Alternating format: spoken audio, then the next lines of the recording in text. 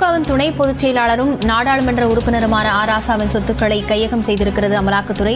ஆராசாவுக்கு சொந்தமான 15 அசையா சொத்துக்களை கைப்பற்றியிருப்பதாக அமலாக்கத்துறை தெரிவித்திருக்கிறது. இது தொடர்பான விவரங்களுடன் சிறப்பு செய்தியாளர் முகிலன் இணைந்திருக்கிறார். முகிலன், இந்த நடவடிக்கை எதன் அடிப்படையில் எடுக்கப்பட்டது? முகிலன், லாவண்யா, 2002ஆம் ஆண்டு அவர் மேல் தொடரப்பட்ட அந்த சொத்து வருமானத்துக்கு அதிகமாக சொத்து சேர்க்கப்பட்ட வழக்கில் தற்போது அமலாக்கத்துறையானது 15 அசையா சொத்துக்களை தற்போது அவர்கள் கையில் எடுத்திருப்பதாகத்தான் தற்போது அமலாக்கத்துறை ஒரு ட்வீட் பதிவை செய்துள்ளது. அதே போல தற்போது இந்த நடவடிக்கையை ராஜாவுக்கும் தெரிவித்திருப்பதாக அமலாக்கத்துறை இந்த ட்வீட் பதிவு எக்ஸ் பதிவில் தற்போது தெரிவித்துள்ளது. மிக முக்கியமாக மணி லாண்டரிங் சட்டத்தின் கீழ் இந்த நடவடிக்கை எடுக்கப்பட்டிருப்பதாக அமலாக்கத்துறை தெரிவித்திருக்கிறது.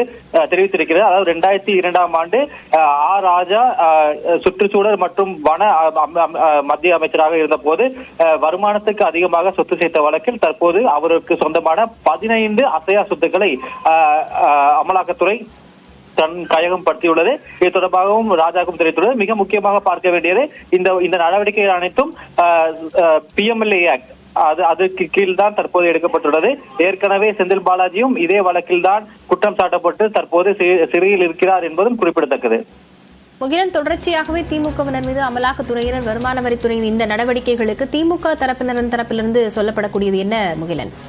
லாவண்யா, ஜெகத்ரட்சகன் அதாவது திமுக MP ஜெகத்ரட்சகன் மீது தனது ஐடி சோதனையில் ஈடுபட்ட போது திமுக தலைவர் MK ஸ்டாலின் ஒரு பதிவை இட்டிருந்தார். அதில் இந்தியா கூட்டணி மக்களிடம் ஒரு தாக்கத்தை ஏற்படுத்தியதை பொறுத்து கொள்ள முடியாமல் தான் தற்போது பிஜேபி இது போன்ற சுயேட்சை இண்டிபெண்டன்ட் ஏஜென்சிஸை எதிர்கட்சிகள் மேல திருப்பி விட்டிருப்பதாகவும் ஒரு பதிவை இட்டிருந்தார்.